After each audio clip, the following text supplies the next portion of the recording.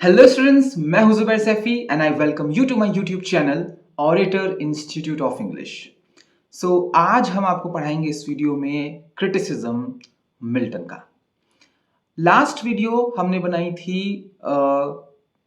Shakespeare के criticism पर, जिसमें हमने 15 क्रिटिक्स के कुछ कमेंट्स, कुछ कोटेशंस पढ़ी थी विलियम शेक्सपियर के ऊपर। इस वीडियो में भी हम 15 क्रिटिक्स को पढ़ेंगे। अलग अलग क्रिटिक्स ने अलग अलग किताबों में कुछ क्रिटिसिज्म किए हैं मिल्टन पर और उनकी रचनाओं पर, उनके वर्क्स पर। बहुत इंपॉर्टेंट वीडियो है एग्जाम के पॉइंट ऑफ व्यू से। इस वीडियो में हमने थोड़ा सा इंप्रूवमेंट किया है कि इस बार हम सोर्स भी बताएंगे आपको कि ये कौन सी किताब से लिए गए हैं। शेक्सपियर की वीडियो में हमने सोर्स नहीं बताया था, तो हमें लगा कि हमें सोर्स बताना चाहिए। तो एक क्वेश्चन और तैयार हो जाएगा एग्जाम के लिए कि ये किताब, ये क्रिटिसिज्म किसने लिखा है और किस ईयर में लिखा है। बहुत इंपॉर्टेंट वीडियो है। मिल्टन जैसे आप जानते हैं कि बहुत बड़े पोएट हैं और बहुत सारे लोग फैन हैं मिल्टन के, बहुत बड़े बड़े राइटर्स फैन हैं मिल्टन के। तो उन्होंने अपने लिटरेरी क्रिटिसिज्म में जॉन मिल्टन, उनकी रचनाओं पर अलग अलग कमेंट्स किए हैं जो कोटेशंस के रूप में आपके एग्जाम्स में पूछे जाते हैं। अब वो चाहे कोई भी एग्जाम हो जिसमें मिल्टन पूछा जा रहा है। तो स्टार्ट करते हैं इस वीडियो को। नोट्स बनाइएगा इन कोटेशंस के, कॉपी में लिखिएगा इन कोटेशंस को और कोटेशंस को एज इट इज याद रखिए। जरूर नहीं कि पूरी कोटेशन आए, क्या पता कोटेशन का कोई फ्रेज आ जाए बीच में से कि उस कोटेशन में राइटर ने मिल्टन को कुछ कहा है, तो ये मिल्टन को किसने कहा, तो आप याद रखिए कि इस आदमी ने बोला है और उस बुक का, उस सोर्स का नाम याद रखिए। तो नोट्स बनाइएगा, अच्छे से याद करिएगा। चलिए स्क्रीन चेंज करते हैं, स्टार्ट करते हैं अपनी आज की क्लास को। उससे पहले ये बात कि ऑरेटर इंस्टीट्यूट के ऐप पर 27 अक्टूबर से 5 नवंबर तक सेल चल रही है, दिवाली सेल 20% ऑफ की। यूपीटीजीटी का लाइव और रिकॉर्डेड बैच, यूपीपीजीटी का रिकॉर्डेड बैच, यूपीटीजीटी की टेस्ट सीरीज, और चाहे वो एलटी ग्रेड का रिकॉर्डेड बैच, ग्रामर का बैच, ये यूजीसी नेट की टेस्ट सीरीज, सब पर 20% ऑफ है। आप अगर किसी कोर्स को ज्वाइन करने के बारे में सोच रहे थे तो इट्स हाई टाइम कि आप कोर्सेज को ज्वाइन कर सकते हैं। ऑरेटर इंस्टीट्यूट का ऐप डाउनलोड कर लीजिए गूगल प्ले स्टोर से, लिंक डिस्क्रिप्शन बॉक्स में भी है, या फिर आप सिंपल ऑरेटर इंस्टीट्यूट सर्च करके प्ले स्टोर पर आप उसे डाउनलोड कर सकते हैं। बाकी की डिटेल के लिए आप हमसे व्हाट्सएप पर कांटेक्ट भी कर सकते हैं। चलिए मिलते हैं आप लोगों से नेक्स्ट वीडियो में। नेक्स्ट वीडियो हम लेकर आएंगे वर्ड्स वर्थ पर, जो 7 तारीख को आएगी। ठीक है, 7 तारीख को, 7 नवंबर को। चलिए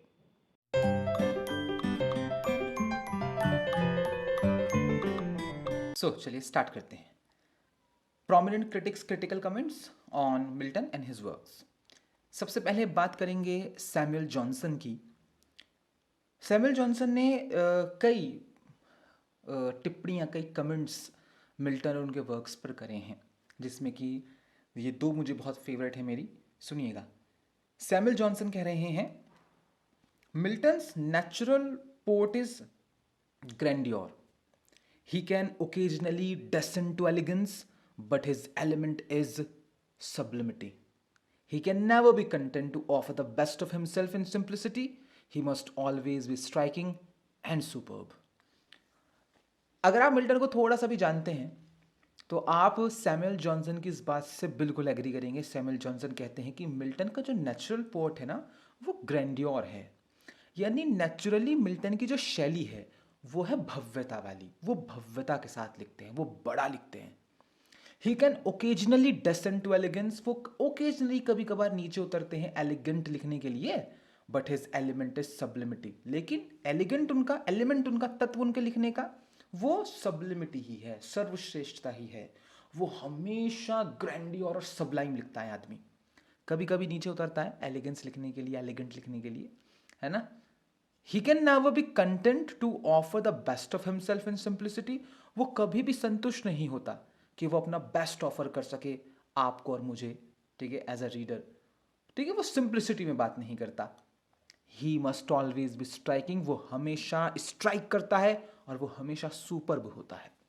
and yes, that's so true about Milton, और मिल्टन की राइटिंग के बारे में सैमुअल जॉनसन बिल्कुल सही कहते हैं। एक और कोटेशन है, on Saturn in Paradise lost. Paradise lost में जो सैटर्न का कैरेक्टर है उसको लेकर एक कोटेशन है सैमुअल जॉनसन की। सैमुअल जॉनसन कहते हैं the poet's employment precluded all human interest, Satan's rebellion is the main subject. जब सैमुअल जॉनसन पैराडाइज लॉस्ट को पढ़ते हैं और उसकी शुरुआती 4 किताब पढ़ते हैं तो वो कहते हैं कि पोएट ने अपनी सारी सारी की सारी ताकत, ठीक है, इस एक कैरेक्टर के निर्माण में लगा दी ताकि सारी इंसानों का इंटरेस्ट इस आदमी के अंदर आ जाए। और वो कौन है? सैटन, उसकी रिबेलियन, उसका विद्रोह, ठीक है, सैटन का जो विद्रोह है ईश्वर के खिलाफ, वो मेन सब्जेक्ट है पैराडाइज लॉस्ट का। ये दोनों कोटेशन हमें मिलती हैं सैमुअल जॉनसन की एक work lives of the most eminent English poets 1779 से 1781, ये इसका सोर्स है। ये दोनों यहां से ली हैं हमने कोटेशंस। अगले शख्स हैं टी.एस. इलियट।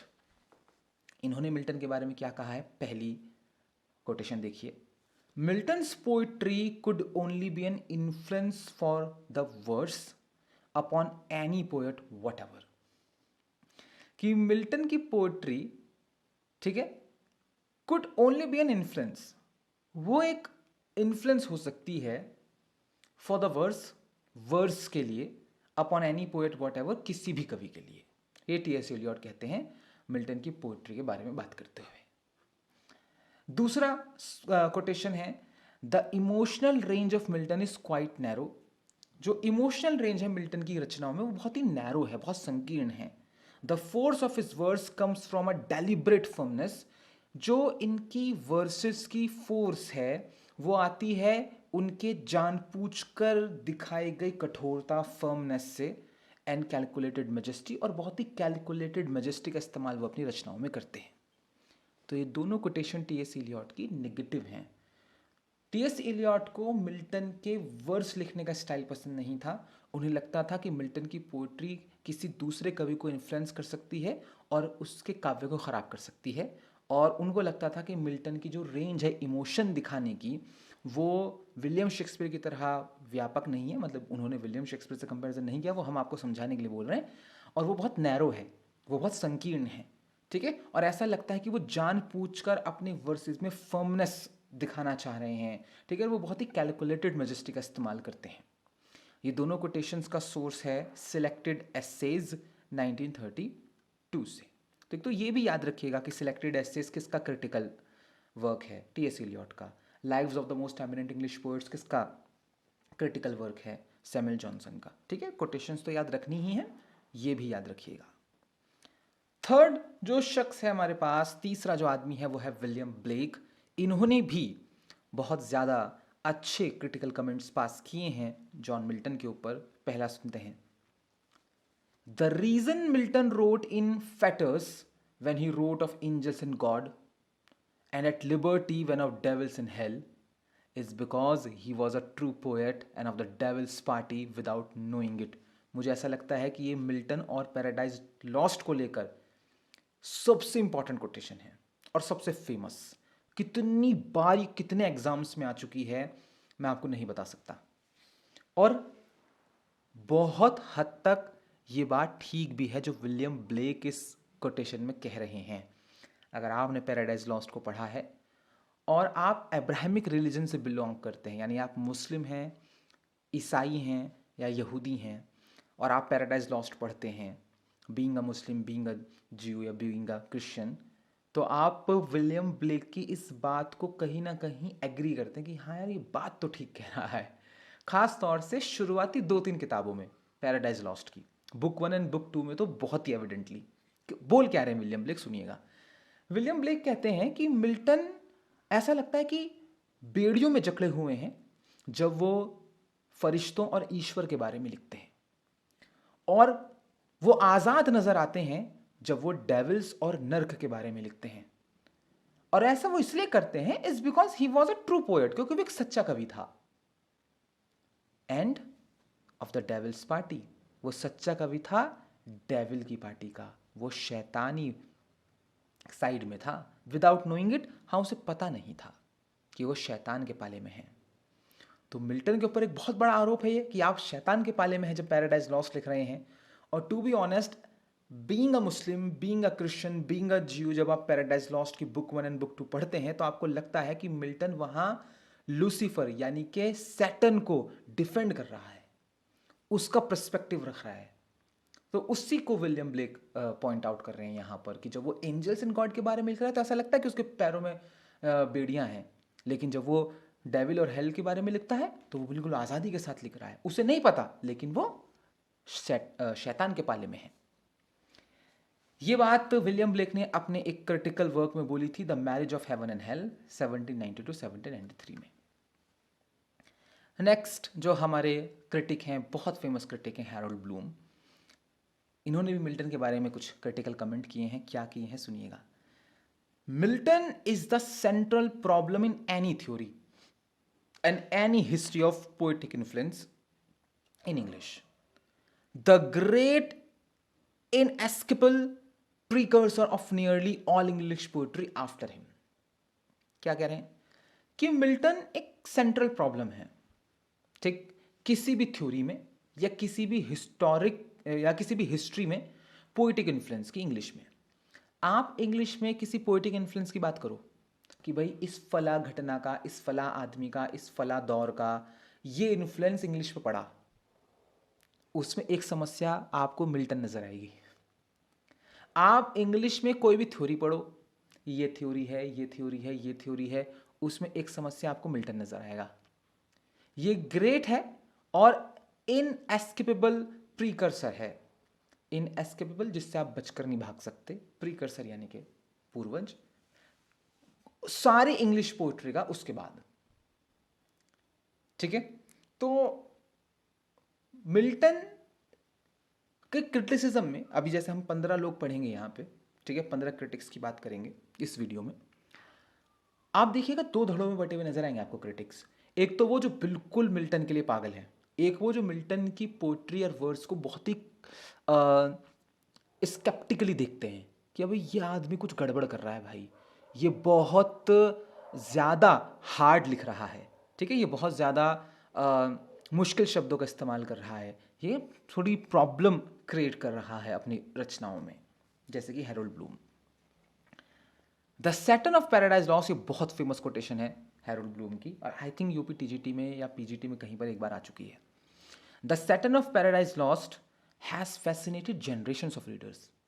पैराडाइज लॉस्ट का जो सैटर्न है उसने कई पीढ़ियों के रीडर्स को अपनी तरफ आकर्षित किया है। And many have felt that Milton could not help making him more appealing. और बहुत सारे लोगों ने महसूस किया है कि मिल्टन रोक नहीं पाया अपने आप को। मिल्टन ने सैटर्न को बहुत अपीलिंग बना दिया बाकी के किरदारों से, और ये हकीकत है। मैंने जब पहली बार पैराडाइज लॉस्ट पढ़ा था, मैं सैटर्न का फैन हो गया था। ऐसा लग रहा था कि इसके साथ गलत हुआ है भाई के। और मैं आपको बता दूं, अभी बहुत सारी मूवीज़ हैं, बहुत सारी वेब सीरीज़ हैं जिसमें सैटर्न के कैरेक्टर को बहुत ही सिंपैथेटिक तरीके से पोर्ट्रे किया गया है कि ईश्वर ने इसके साथ गलत किया है। तो रिलीजन के पॉइंट ऑफ व्यू से देखेंगे तो वो ब्लास्फेमियस बात है। आप सैटर्न के साथ नहीं हो सकते, आप सैटर्न को सिंपैथेटिक निगाहों से नहीं देख सकते, है ना, क्योंकि वो सैटर्न है, वो शैतान है। लेकिन सैटर्न को थोड़ा सिंपैथेटिक नज़रिया एक्चुअली मिल्टन ने दिया है, ठीक है, खासतौर से बुक 1 एंड बुक 2 में। बाद में तो खैर वो सैटर्न की बुराई ही कर रहे हैं पूरी पैराडाइज लॉस्ट में, बाकी की 10 किताबों में। बट ऐसा लगता है कि मिल्टन, मतलब डेलिबरेटली नहीं, अनजाने में हुआ है मिल्टन के साथ, लेकिन मिल्टन ने पर्सपेक्टिव रखा है सैटर्न का भी शुरुआती 2 बुक में। और जैसे कि वो बोलते भी हैं क्रिटिक्स कि वो सब कुछ उन्होंने बिना जाने किया है। ये दोनों कोटेशन हमने ली हैं हैरोल्ड ब्लूम के एक बहुत फेमस वर्क से, द एंजाइटी ऑफ इन्फ्लुएंस, 1973 में लिखा था उन्होंने ये। नेक्स्ट जो हमारे पास क्रिटिक है वो है सीएस लुइस। बहुत फेमस है सीएस लुइस, आप सब जानते हैं इनके बारे में। इन्होंने भी कुछ कहा है मिल्टन के बारे में, सुनिएगा। Milton believed that God was a monarch in a universe where free will could operate and the characters of his epic live out of that belief. Milton को लगता था कि ईश्वर एक राजा है इस ब्रह्मांड का, जहां फ्री विल काम कर सकती है, लेकिन उसके कैरेक्टर्स जो हैं इस एपिक में, पैराडाइज लॉस्ट में, वो इस बिलीफ को नहीं मानते कि ईश्वर मोनार्क है और वहां फ्री विल काम कर सकती है। क्योंकि देखो, एडम और ईव भी फ्री विल की बात नहीं मानते और वो फल खा लेते हैं। और जो सैटर्न और उसके चेले चपाटे हैं वो तो ईश्वर को राजा ही नहीं मानते, वो विद्रोह कर देते हैं। तो बात तो C.S. लुइस सही कह रहे हैं, ठीक है। Paradise Lost is a poem about obedience to the order of the universe. Paradise Lost एक कविता है जिसमें आज्ञा के पालन की बात हुई है कि देखो आज्ञा का पालन करो तभी यूनिवर्स में कानून व्यवस्था जमी रह सकती है। आपने ईश्वर की अवज्ञा करी, बैलेंस बिगड़ जाएगा यूनिवर्स का। And the consequences of rebellion, और इसमें कॉन्सिक्वेंस बताए गए हैं, परिणाम बताए गए हैं रिबेलियन के, कि जब जब इंसान या शैतान या डेविल या एंजल ईश्वर के खिलाफ विद्रोह करता है तो ये होता है। सोर्स है a preface to Paradise Lost, बहुत इंपॉर्टेंट है भाई ये। A preface to Paradise Lost exam में कई बार पूछा जा चुका है, यूजीसी नेट में कई बार पूछा जा चुका है कि ये किसने लिखा है। C.S. लुइस का क्रिटिकल वर्क है ये। नेक्स्ट जो हमारे क्रिटिक हैं वो है F.R. लेविस। ये भी बहुत फेमस हैं। इन्होंने मिल्टन के बारे में कुछ कमेंट्स किए हैं, सुनते हैं। Milton, the intellectual, the polemicist, found in poetry a vehicle for the expression of ideas rather than the exploration of the depths of human emotion. कि मिल्टन बुद्धिजीवी हैं, पोलेमिसिस्ट हैं बहुत बड़े, ठीक है, विद्वान आदमी है भाई, ठीक है। Found in poetry a vehicle, इन्होंने पोएट्री में एक ऐसा व्हीकल ढूंढ लिया है, एक ऐसा वाहन ढूंढ लिया है जिसका वो इस्तेमाल करते हैं आइडियाज को एक्सप्रेस करने में। Rather than the exploration of the depths of human emotion, वो सिर्फ ह्यूमन इमोशन की गहराइयों को एक्सप्लोर नहीं करते, वो आइडियाज को एक्सप्रेस करते हैं। ह्यूमन इमोशन की डेप्थ को कौन एक्सप्लोर करता है? शेक्सपियर। तो यहाँ एक्चुअली लेविस जो हैं वो शेक्सपियर से तुलना कर रहे हैं मिल्टन की। He is the least Shakespearean of our great poets, ठीक है। बहुत इंपॉर्टेंट क्वेश्चन है और ये कई एग्जाम्स में हम देख चुके हैं कि वो सबसे कम शेक्सपियरियन कवि है महान कवियों में।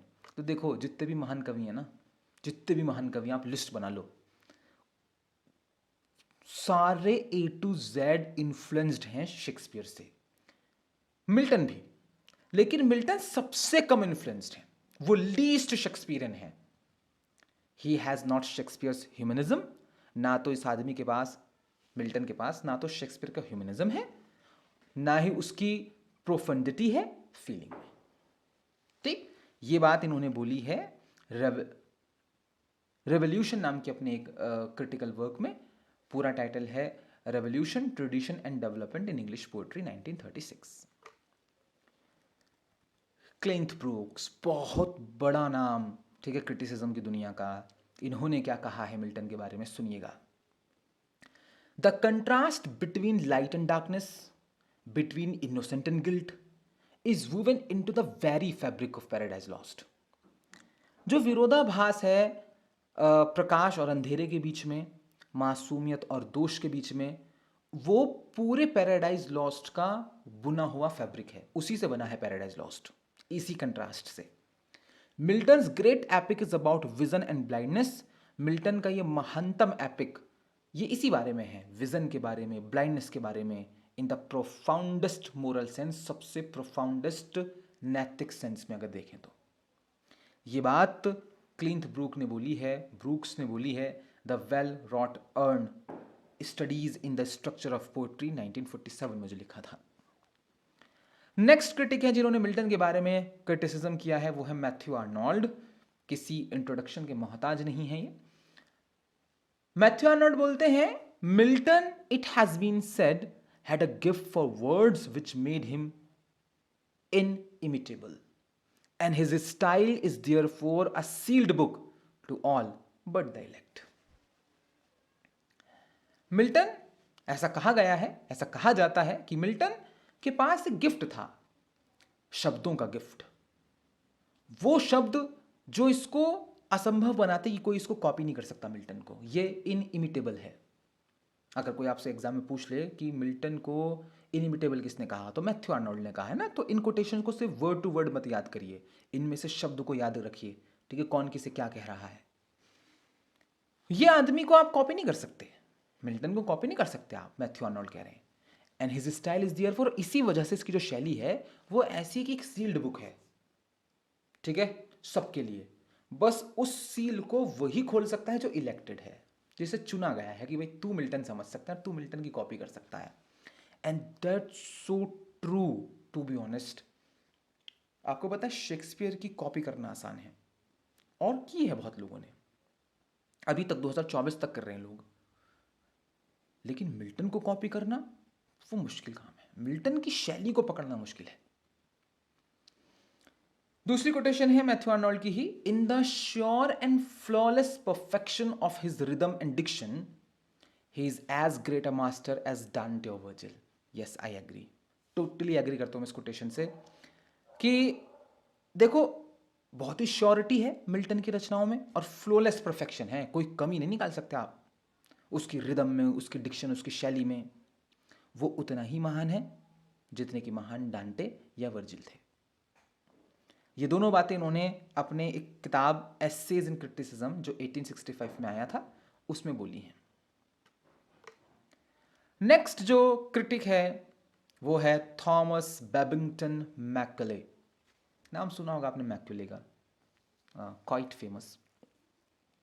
मैक्यूले बोलते हैं Milton's poetry acts like an incantation. Milton का काव्य पता कैसे काम करता है? जैसे मंत्र। Its merit lies less in its obvious meaning than its occult power. और मिल्टन की पोइट्री की मेरिट अगर आपको देखनी हो तो वो उसके मीनिंग में नहीं मिलेगी, वो मिलेगी उसकी जादुई ताकत में। दूसरी कोटेशन में वो बोलते हैं कि he wrote English like a dead language. Milton ने अंग्रेजी भाषा को लिखा जैसे कि वो मरी हुई भाषा हो, using constructions that no living English writer ever employed. उन्होंने ऐसे कंस्ट्रक्शंस का इस्तेमाल किया जो किसी भी इंग्लिश राइटर ने कभी इस्तेमाल नहीं किया। ये बात उन्होंने बोली है मैक्यूले ने अपने एक बहुत बेहतरीन क्रिटिकल रचना क्रिटिकल एंड हिस्टोरिकल एसेज में 1843 में लिखा था। नेक्स्ट आदमी है पर्सी बैशी शैली, यानी कि पीवी शैली, बहुत बड़े राइटर रोमांटिक एज के। इन्होंने मिल्टन के बारे में कुछ बोला है, सुनिए, मजा आएगा आपको। Nothing can exceed the energy and magnificence of the character of Satan as expressed in Paradise Lost. कोई भी चीज उस एनर्जी, उस भव्यता का मुकाबला नहीं कर सकती जो एनर्जी, जो भव्यता आप सैटर्न के किरदार में देखते हैं जो पैराडाइज लॉस्ट में एक्सप्रेस किया गया है। It is a mistake to suppose that he could ever have been intended.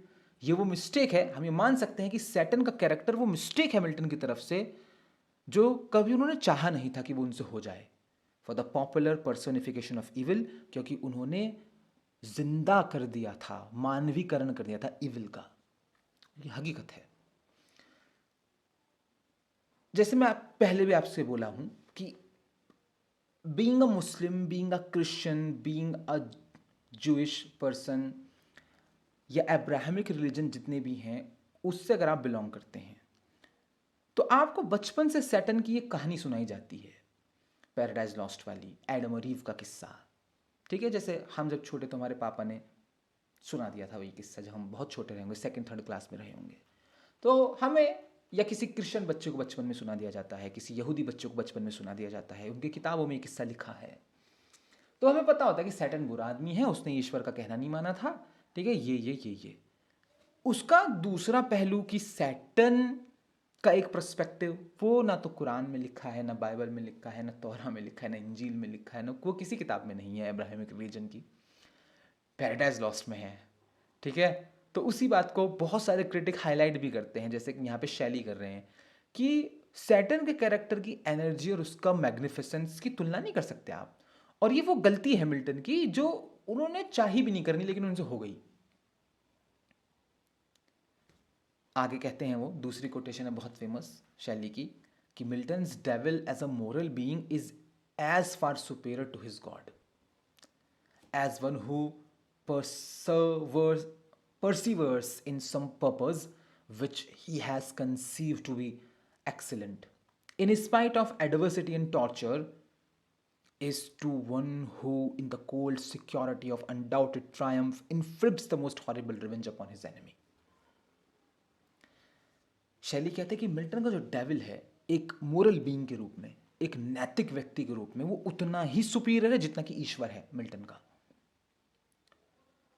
क्योंकि जो ये कैरेक्टर है इसका एक पर्पज है, वो एक पर्पज रखता है और वो उस पर्पस को प्राप्त करने के लिए एक्सीलेंट कंसीव कर रहा है, बावजूद इसके कि सैटर्न को, डेविल को आपदाएं दी गई, टॉर्चर किया गया, ठीक है, लेकिन यह आदमी जीता, अनडाउटेड ट्रायम्फ की तरफ बढ़ा, ठीक है, और इसने अपने एनिमी से सबसे हॉरिबल बदला लिया। एनिमी कौन था? ईश्वर। और ईश्वर से बदला क्या लिया सैटर्न ने? सैटर्न ने ईश्वर से बदला लिया कि ईश्वर की सबसे खूबसूरत रचना इंसान, उससे पाप करा दिया कि खाओ ये फॉरबिडन ट्री का फल। ये दोनों कोटेशन हमने ली हैं अ डिफेंस ऑफ पोएट्री से, जो 1821 में बीबी शेली ने लिखा था। Next, John Dryden. कमाल की शख्सियत हैं जॉन ड्राइडन, बहुत बड़े प्ले राइट हैं, बहुत बड़े राइटर हैं। तो उनकी कोटेशन बहुत फेमस है, बहुत ज़्यादा फेमस है। सुनिएगा जॉन ड्राइडन क्या कहते हैं मिल्टन के बारे में। 3 poets in 3 distant ages born, Greece, Italy and England did adorn. The first in loftiness of thought surpassed, the next in majesty in both the last. The force of nature could no further go, to make a third she joined the former two. ये quotation है preface to Dryden's the State of Innocence 1677। तो 1667 में the State of innocence जो इनकी रचना है उसका preface लिखा था ड्राइडन ने। तो उसके प्रीफेस में बोलते हैं कि 3 कवि हैं जो 3 अलग अलग दौर में पैदा हुए, एक ग्रीस में, एक इटली में, एक इंग्लैंड में, ठीक है। जो ग्रीस में पैदा हुआ तो वो बहुत ही लॉफ्टी लिखता था, उसका स्टाइल लॉफ्टी था। जो दूसरा इटली में पैदा वो बड़ा मैजेस्टी लिखता था, और वो मैजेस्टी, वो भव्यता, वो लॉफ्टीनेस वहीं पर लास्ट हो गई, ठीक। और जो तीसरा वाला है उसको बनाने के लिए जो नेचर है वो आगे नहीं बढ़ सकी, ठीक है। और नेचर ने भी हाथ खड़े कर दिए कि मैं इसका मुकाबला नहीं कर पाऊंगी। वो फॉर्मर टू, यानी जो ग्रीस में पैदा हुआ, जो इटली में पैदा हुआ, उन्हीं दोनों कवियों के साथ रह गई नेचर भी कि भैया हमने तो यहीं रहने दो, ठीक है। अब ये मैं आपको टास्क दे रहा हूं, या आप मुझे कमेंट करके बताओ, जिस भी स्टूडेंट ने सही जवाब दे दिया उसका कमेंट हम पिन करेंगे कि यहां पर किन 3 कवियों की बात हो रही है। ऑब्वियसली जो इंग्लैंड में पैदा हुआ वो तो मिल्टन है, क्योंकि हम मिल्टन पढ़ रहे हैं, तो वो तो कोई पहेली नहीं बची। कोई स्टूडेंट मुझे बता सकता कि यहाँ पर ड्राइडन किसकी बात कर रहे हैं, जो ग्रीस में पैदा हुआ और जो इटली में पैदा हुआ? कमेंट करके बताइए प्लीज़, ठीक है। चलिए, अगला क्रिटिक है Alexander pope. Alexander pope Milton के बारे में कहते हैं कि he is a rough diamond and must be polished before he shines. He has certainly written no better language than what might have been expected from a blind schoolmaster. Pope कहते हैं कि वो एक रफ डायमंड है, ठीक है, raw diamond जो अभी बस पहाड़ तोड़ के निकाला गया है, उसको चमकना है तो उसको पॉलिश करना पड़ेगा। He has certainly written no better language, इसने निश्चित रूप से कोई बेहतर लैंग्वेज नहीं लिखी है than what might have been expected, जो आप उम्मीद रख सकें किसी एक ब्लाइंड स्कूल मास्टर से। तो नेगेटिव क्रिटिसिज्म है ये मिल्टन का। अलेक्जेंडर पोप को लगता था कि मिल्टन ने कुछ बेहतर काव्य नहीं लिखा है, एक अंधा स्कूल मास्टर कितना ही बेहतर काव्य लिख सकता है, तो बहुत ही साधारण लिखा है।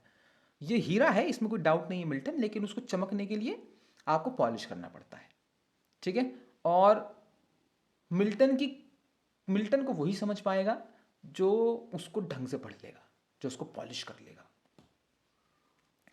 नेक्स्ट क्रिटिक है जॉर्ज सेंसबरी। क्या बोला उन्होंने मिल्टन के बारे में, सुनिएगा। जॉर्ज कहते हैं Milton is less concern with what man are than with what they ought to be, less with what they do than with what they ought to do. Milton को चिंता नहीं है कि आदमी क्या है, उनको ज़्यादा चिंता यह है कि आदमी क्या होना चाहिए। मिल्टन को इसकी भी चिंता नहीं है कि वो आदमी करता क्या है, उनको चिंता है कि उन्हें क्या करना चाहिए। हकीकत भी है, क्योंकि मिल्टन प्यूरिटन थे और प्यूरिटन ऐसे ही होते हैं कि भैया देखो ऐसे कर लो, ये मत करो, वो मत करो, ये नहीं करना चाहिए, ये कर लेना चाहिए. Milton sublimity is not uniform, but when it comes, it sweeps all before it. मुझे बहुत पसंद है ये कोटेशन. जॉर्ज कहते हैं कि मिल्टन की जो सर्वश्रेष्ठता है, सब्लिमिटी है, वो यूनिफॉर्म नहीं है कि आपको हर वर्ड्स में मिलेगी, आपको हर रचना में मिलेगी. नहीं, कुछ बहुत ही साधारण भी लिखा है मिल्टन ने, लेकिन जब वो सब्लिमिटी आती है तो वो पहले की सारी सब्लिमिटी को बिल्कुल स्वीप करके ले जाती है. वो इतनी बेहतरीन होती है कि आप भूल जाते हैं कि पीछे जो आपने पढ़ा मिल्टन को वो कितना भव्य था, क्योंकि आपको अब ये भव्य लगने लगता है कि भाई यार ये तो बहुत ज़्यादा अच्छा हो गया. ये दोनों कोटेशन हमने ली हैं a history of English prosody, बहुत इंपॉर्टेंट किताब का नाम है, ध्यान रखिएगा. A history of English prosody किसने लिखी है? जॉर्ज सेंसबरी ने 1906 में. नेक्स्ट क्रिटिक है हमारे टी.ई. हल्म. क्या कह रहे हैं ये? Milton's verse was the final and finest expression of the classical tradition in English poetry. Milton की वर्सेस, मिल्टन की कविताएं आखिरी और सबसे बेहतरीन एक्सप्रेशन थे क्लासिकल ट्रेडिशन के इंग्लिश पोइट्री में. Characterized by a noble formality, characteristics ये हैं कि इनके वर्स में एक नोबल फॉर्मेलिटी नजर आती है. That became the law of a great poetic period, जो कानून बन गया था एक ग्रेट पोएटिक पीरियड में.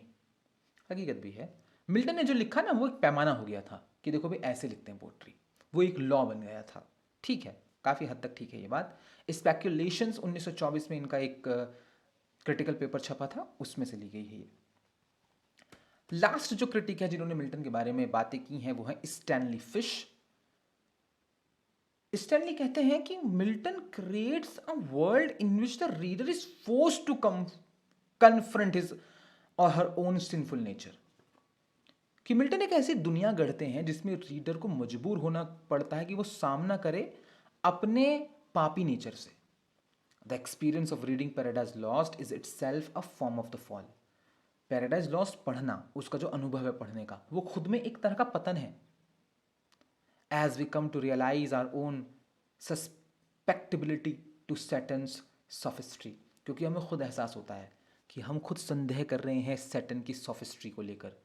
हकीकत है, पैराडाइज लॉस्ट पढ़ो, आपको सैटन से प्यार होने लगता है, फिर आपको एहसास होता है नहीं, सैटन से प्यार नहीं करना है, प्यार तो ईश्वर से करना है.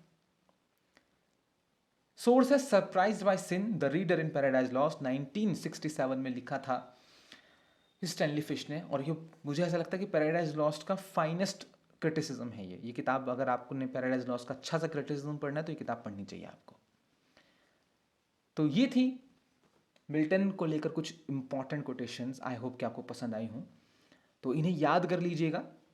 इस वीडियो को लाइक कर दीजिए, इस वीडियो को शेयर कर दीजिए, इस वीडियो पर कमेंट करके बताइए हमें आपको कैसे लगी, आपको अगली वीडियो क्या चाहिए. एग्जाम के लिए बहुत इंपॉर्टेंट, चाहे कोई भी एग्जाम हो, मिल्टन अगर आ रहा है तो मिल्टन का क्रिटिसिज्म हर एग्जाम के लिए इंपॉर्टेंट होता है. मिलते हैं आपसे बहुत जल्द नई वीडियो में.